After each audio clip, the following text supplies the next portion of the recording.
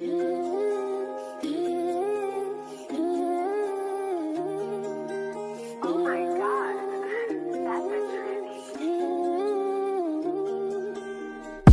been in them blocks, I had to go hide from the jakes. I gotta make right decisions, everyone gon' make mistakes. How you gon' take from your brother and then turn a smile in his face? Gang. Yes guys, bringing this back now, and we are over at the other side of Walsall Football Ground, and this is the Walsall Says No to the migrant hotels, and this is where they're all being situated down here. So yeah, they're all down here. What's going on, you right?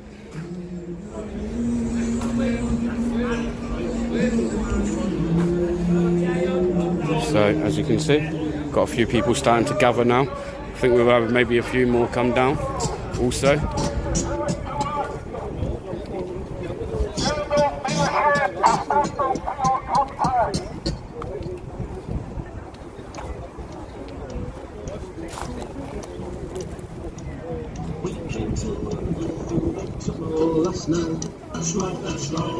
So, as you can see, a few of them are gathering here now. Got the Protect Our Children signs, and then on the right we have the Stop the Invasion. I will say that there is far more people actually down at the actual hotel protesting against these guys than there seems to be that are showing up here today. But I don't think that shows a true reflection of the opinions of the nation. I don't think. As you can see there, they've got help our homeless. Enough is enough.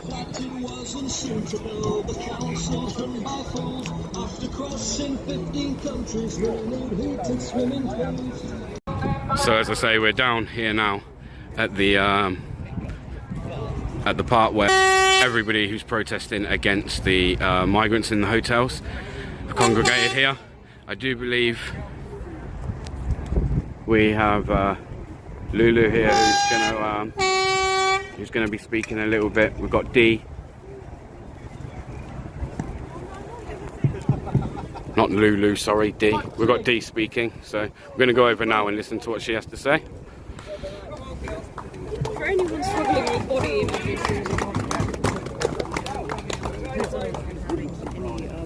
okay, I'm just going to read something from the Bible to you. It's from Matthew 10:34. Jesus says, "I have not come to bring peace, but a sword." Right, what we've come today is we're wielding a sword. It's a sword of truth that we're saying to this country, to this government, that the people of Britain have had enough. We've had enough of the betrayal. Here, here. We say to people of Britain, to those watching, to all of you over there who are too scared to join us, come and join us. We hear you, the people of Britain. We have never been asked, but we've been forced to tolerate the intolerable in our communities. It is our communities that are having to pay the price for this forced, unwanted, weaponised invasion of fighting-aged, unvetted, undocumented men into our country. We are not going to sit around peacefully waiting for the next attack to happen on our children, the next attack to happen on our men. We're not going to peacefully stand by and let our homeless and our homeless veterans sleep rough when people who are not entitled have been invited into this country by a corrupt government and a system that has allowed them to come here. We say no more. No more. No more. It is the biggest betrayal to this country that has ever happened. This is nothing on the scale compared to the Norman invasion or the Roman invasion of Britain. This is an unwanted, stealthy, weaponised invasion, and we say no more. Of Walsall say enough. The people of Britain say enough, and we say no. I'm going to hand over to you, to Simon, who's going to introduce the guest speakers. And yeah, we're going to have some music between the speakers. Thank you. And I'm going to have a chat with you at the end. So stick around, and I'm going to shoot from the hip after. So stick around for some fireworks. Okay, guys. Shoot from the hip downhill. I like it.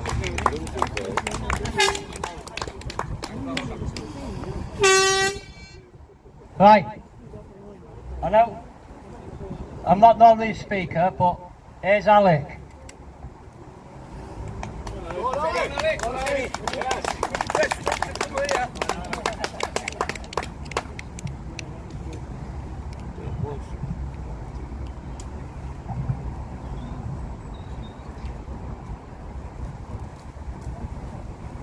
So, as was just said, this country has faced in its history any number of invasions. It's faced the Romans, it's faced the Normans, it's faced tried and failed invasions in more recent times. But throughout all of this, it was a very different enemy, because for all this time, the thing that we were contending with was an enemy without, a foreign power that set its eyes on this country. But for the first time, perhaps in the history of Britain, we are facing an enemy that lives within. We are facing an enemy that organises within. And we are facing a power that calls itself the British government, but the entire time its sole objective is to undermine and destroy everything that our people own, and destroy the one thing that is most precious to our people, which is our future. This enemy does not live in a hotel down the road. This enemy lives in the House of Common Thieves. This enemy lives in with the clique of Westminster criminals. That is where this enemy organises. What we see in places like this, in towns like this, we simply see the pawns on the chessboard. We never see the kings and queens. We never see those agents who behind the scenes orchestrate the demise of our people. These organisations which at face value call themselves things like parties, unions, these entities which the whole time treat our people as objects to be raped, pillaged, broken and then thrown in the bin, but the entire time are secretly plotting to take everything that we have for themselves. Now, it's vital that our people understand that this fight is not just a local fight. This problem is never going to be able to be solved by simply starting at the bottom up and fighting at a purely local level. Even though that is where the problem manifests itself, that alone will never be enough. It's quite common for those, especially on the left, to talk about solidarity. Now their kind of solidarity is a sick, twisted, perverted solidarity. A creed of internationalism rooted in the only two things in the world which are truly international: money and power. But what our people must find is a sense of solidarity within their kin, within those that share their heritage, their history and their blood. Our people must discover within themselves that solidarity that for too many years they have allowed to fall by the wayside. Our people are not just objects. Our people are not a miserable people. Now, if in the history of this nation the people of Britain had accomplished nothing, if in the history of this nation we had been slaves, and insects crushed by the rest of the world, then yes, maybe I could understand when people say the situation is hopeless. And I know there'll be people who will stand today and say, well, what difference can it possibly make to have 30, 40, 50 people? What difference can that make? But then at the same time, I think to all the things in our history that have started out on such a marginal scale, that have started just with 5 to 10 people, and yet from those roots, movements that have changed the course of history have grown. Once upon a time, if you could have told the people of this island that they would build the greatest empire on the planet, people would have laughed. If the Romans had looked and said, well, that's just an island where it rains and the people can't do anything, they would have looked and they would have despaired if someone had told them that. But we know better. We know better because we are not just people, we are British people. And British people do not fail. British people are not laid low so easily as these traitors would like to imagine. We are not garbage. We are people that are worth something. It's easy to think that there is no hope. But actually, the only mistake that is made is that our people have been subjugated to years or decades of a war against them waged from within. And it's not a war that's been waged in any battlefield. It's a war that's been waged on our morale as a people. Our people have become so demoralized, so disconnected from each other, so convinced that all they have in them is to fail, that they have forgotten what they themselves are actually capable of.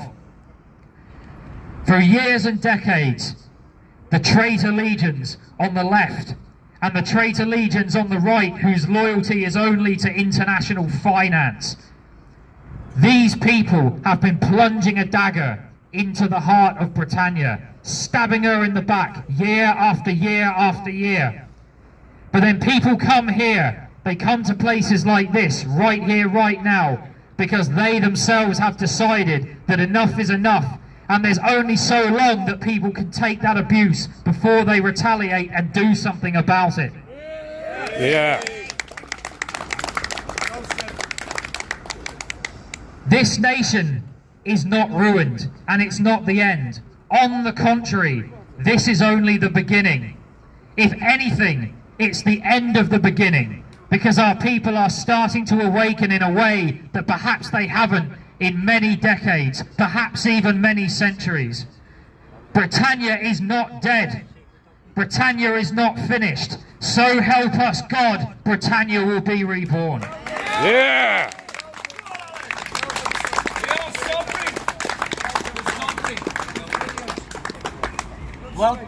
Well done, Alex. Right, come on, David. Got you next, mate.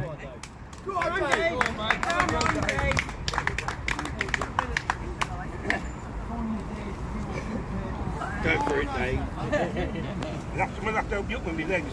You man up. I've got bad legs.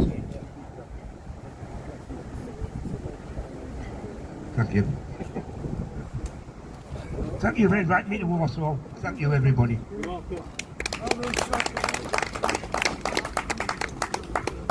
The government and the Home Office have failed to deliver on illegals with constant lies. They really don't care who comes in as long as they are lining their pockets with vast sums of money.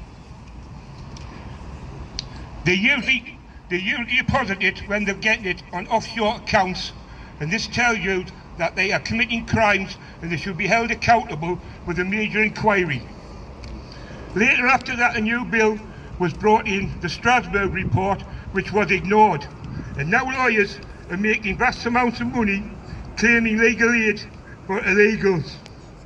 We've been arguing about immigration for the past 20 years, but once again, nothing has been done. Surely we have a right to our own future from the government, and it is now seems that mass immigration will eventually replace our own people.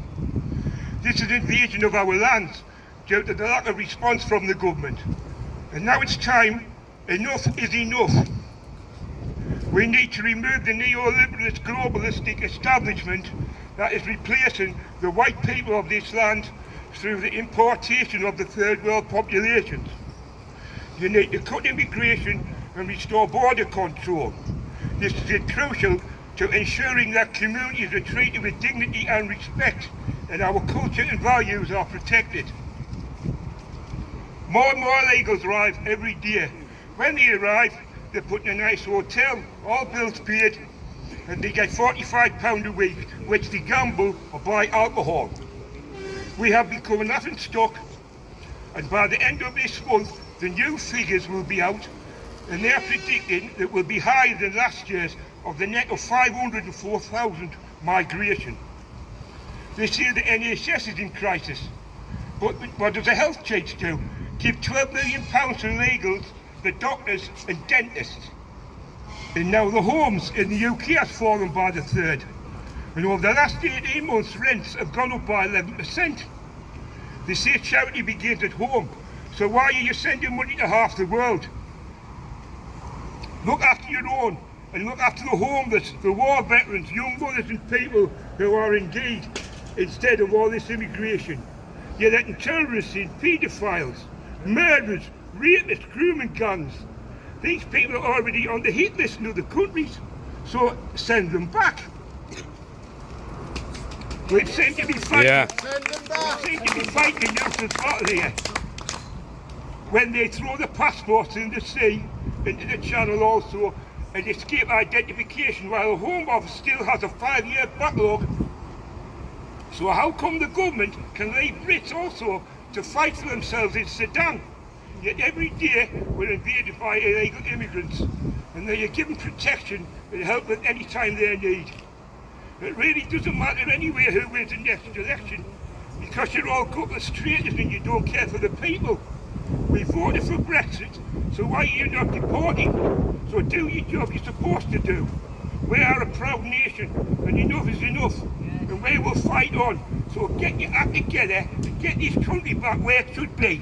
Yes!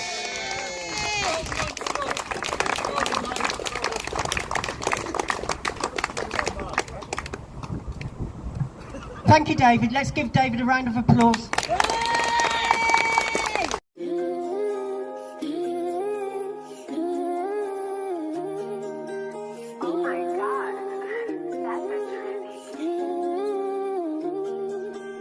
Remember been in them blocks and had to go hide from the jakes. I gotta make right decisions, everyone gon' make mistakes. How you gon' take from your brother and turn a smile in his face?